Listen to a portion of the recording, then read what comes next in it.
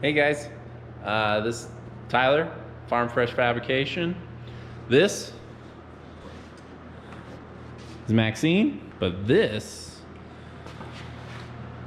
is Maxine's next chapter. It's a 2007 Dodge 2500 frame. As you can see, it was a Cummins. That leads me to, what are you? That is a 12-valve Cummins with a twirly boy. And we are going to put this in that and underneath that. So here we go. Here goes something.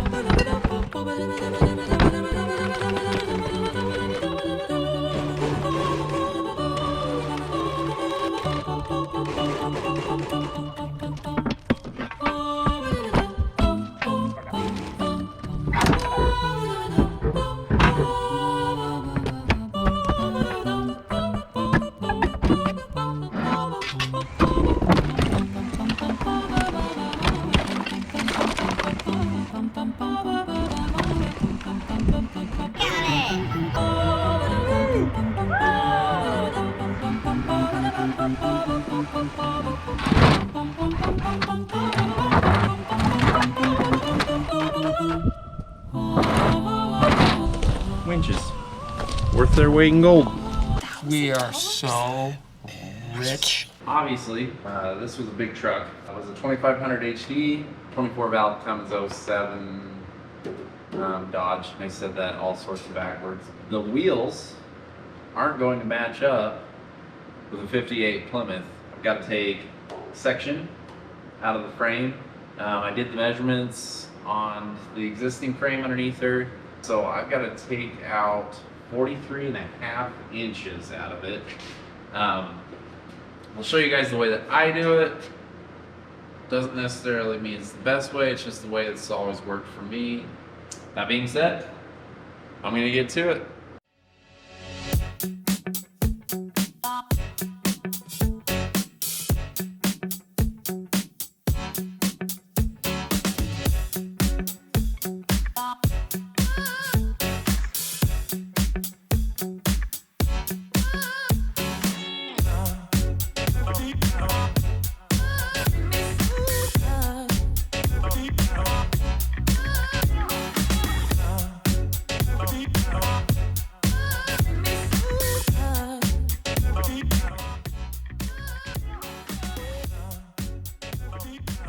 So here's the way that I do when you shorten frames. Basically the main thing that people would do this for is if you're taking a long bed truck and turning it into a short bed. I know that there's kits and stuff out there, but this way is pretty simple, straightforward.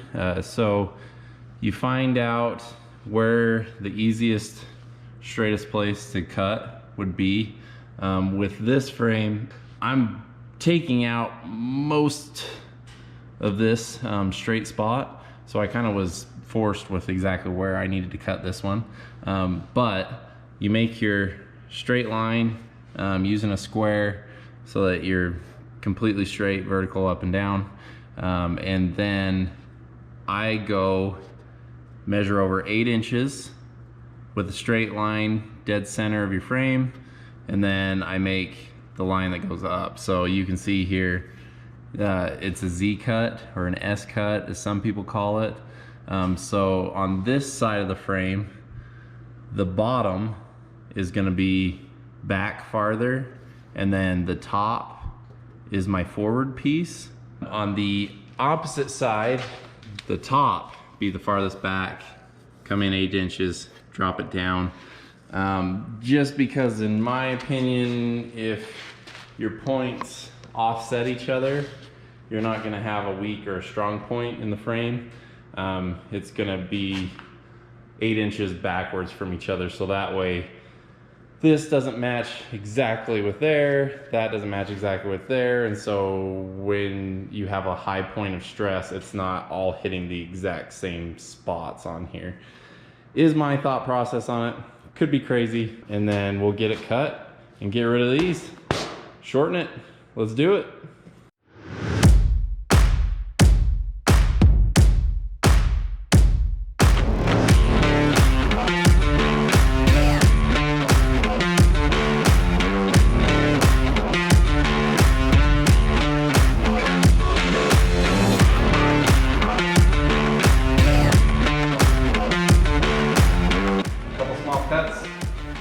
Hopefully this thing just pops right out. With this bracing it, hopefully I don't lose any toes.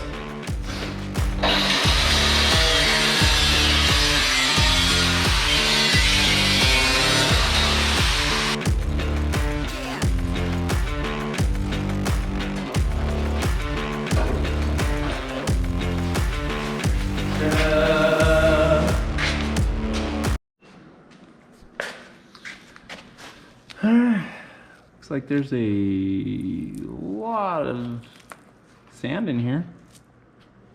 This thing's already been down some shit, as you can see right there. Woo!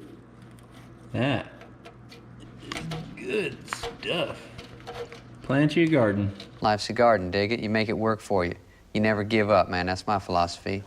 You hear that in there? One side down. One more to go.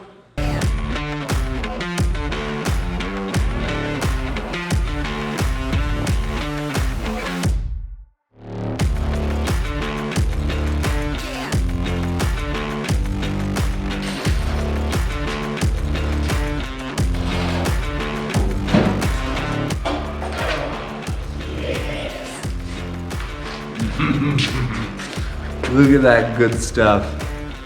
Straight up sandbox. Ta-da! I'm gonna be putting a plate on the inside on this side and a plate on the inside on this side. And then I'll be doing grade 8 bolts through both sides with that plate with nuts that are welded on the back of it. That way, even if the welds have problems, which they shouldn't, but just as a safety precaution, if they were to ever separate at this section, the bolts alone would be more than enough to hold it together. We're going to take this, put it there, that, put it there, and beef it up some more.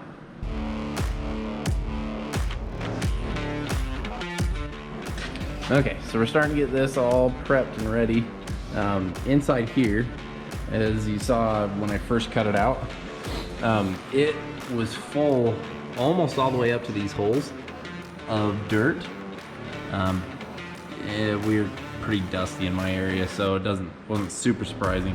But it ran all the way down here and all the way back to pretty much this leaf spring perch, and it was 2 to 3 inches of hard, compact mud. And so I don't want my frame to rot out, so vacuumed all that out. I'm going to be coming through here. We're gonna bevel all this at a 45, get my seams kind of tight, but they don't have to be touching necessarily, because I'm gonna be putting a backer plate behind here, and I kind of want my weld to penetrate through, grab that backer plate. So they'll be close, but they won't be like tight on my clearances. That plate's gonna be an 18-inch plate. It's gonna go from here back to about here, and I'll have bolt, bolt, bolt, bolt, and then bolt, bolt, bolt, bolt. But I'm gonna be using red Loctite. This heavy of a vehicle, and maybe at some point it might catch air, who knows. If it's gonna break, it's gonna break somewhere that's not the part that I fabbed up. Safety first, kids. Use protection.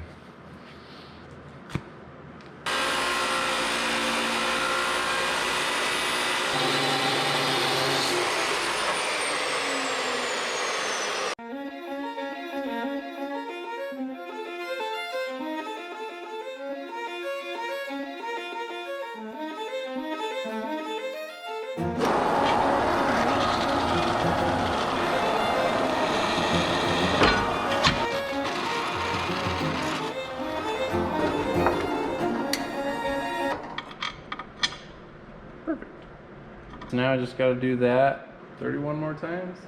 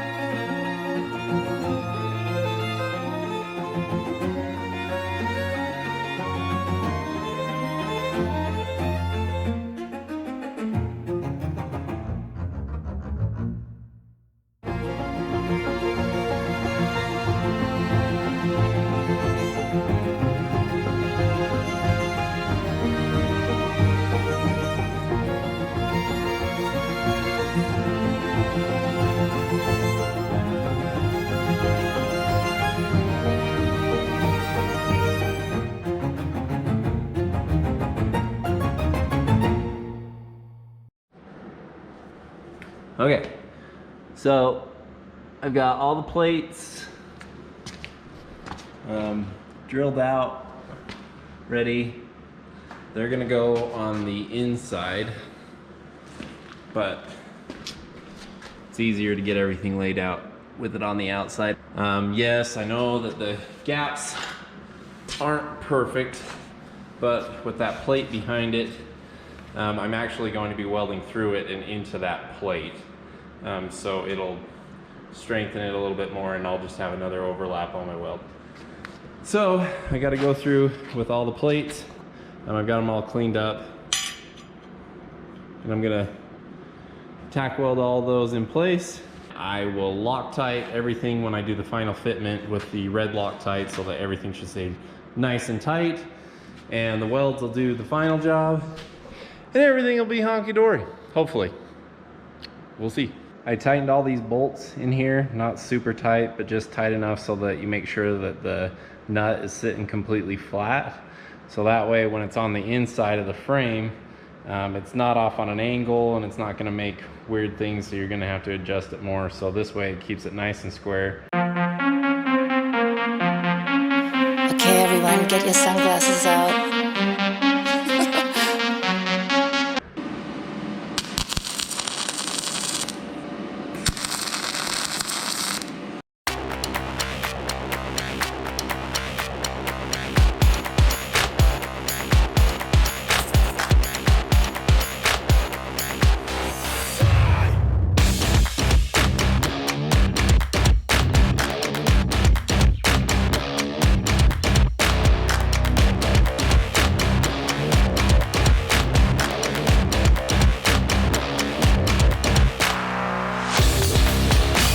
So we're all ready to put them back together. I've got them all labeled.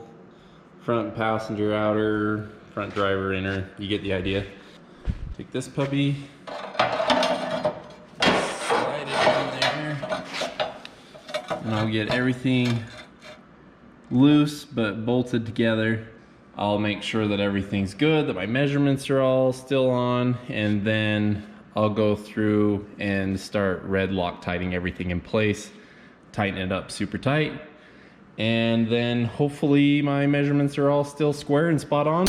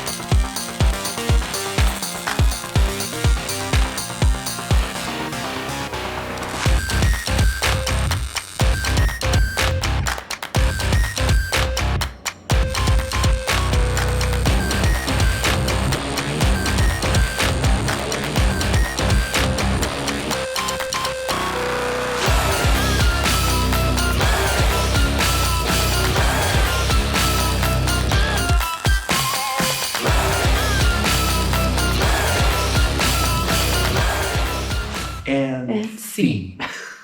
Oh, so that's as far as we're gonna go with this video. We got the frame most of the way laid out. Next video, tune in, is when I actually set the 12 valve, start tearing apart the old setup and getting it mounted to the frame.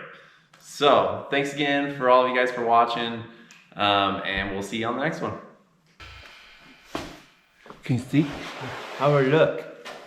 Let's scoot back then, because you're like right here. I can't scoot back. I'm touching the car. No, the camera. It's so far back. I can't go back any farther. Good? Yeah. Okay.